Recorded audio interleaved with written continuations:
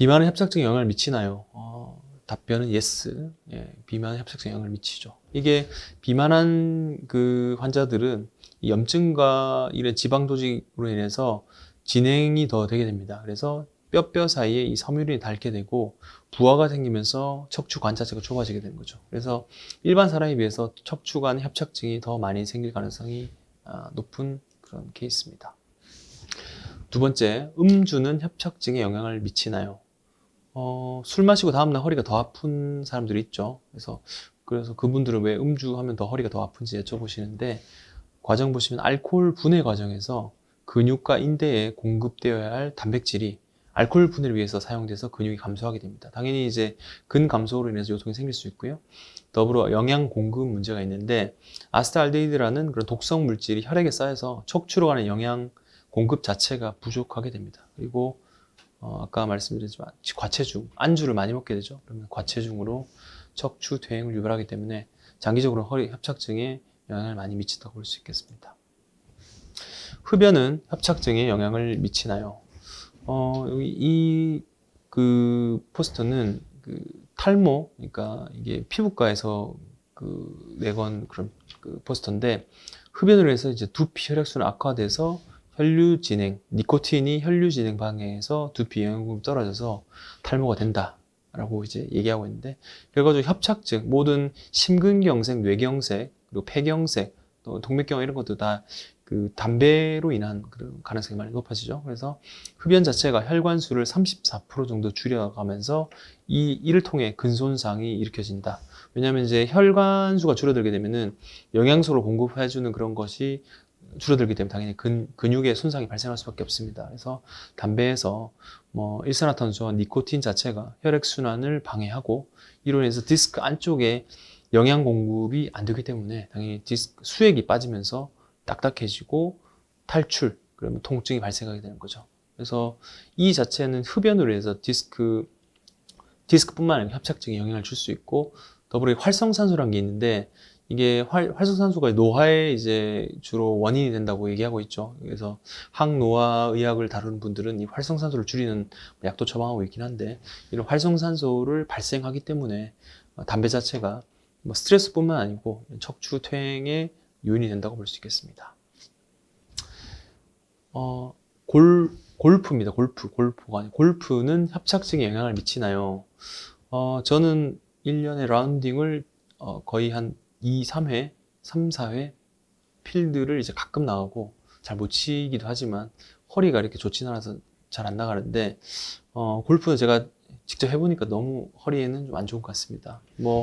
골프 애호가들은 이렇게 필드를 거닐면서 유산소 운동도 되고 걷기 운동도 되니까 참 좋다라고 하는데, 일단 여기 보시면 스윙 메커니즘 자체가 다리 쪽은 그대로 유지하면서 허리를 돌리면서 이런 마치 그 스크루 돌리듯이 이렇게 스퀴징하는 그런 로테이션 운동이기 때문에 허리 자체에 무리가 갈 수밖에 없습니다.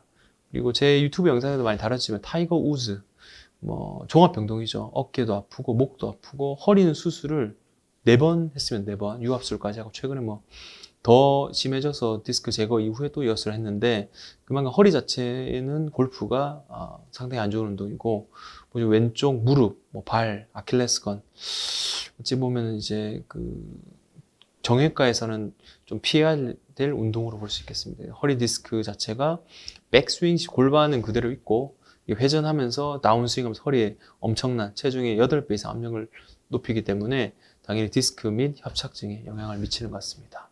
골프 애호가들은 좀 반발할 수 있는데 어쨌건 허리에는 좋지 않은 것 같습니다.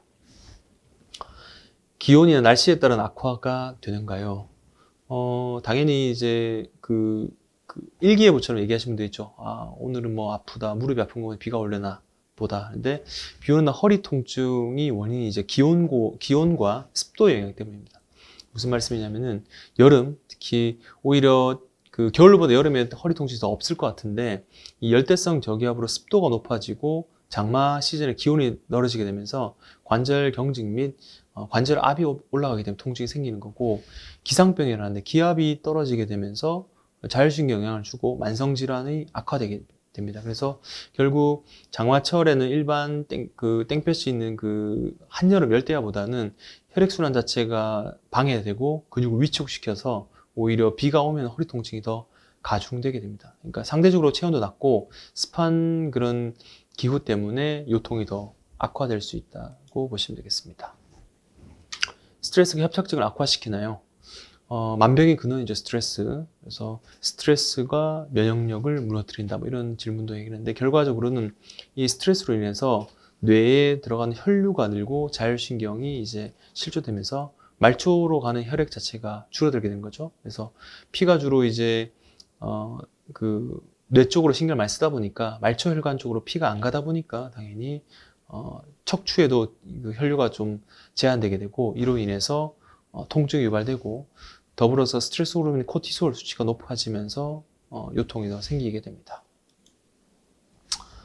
당뇨나 고혈압이 영향을 미치나요? 많이 여쭤보시는데 절반은 맞고 절반은 틀리죠.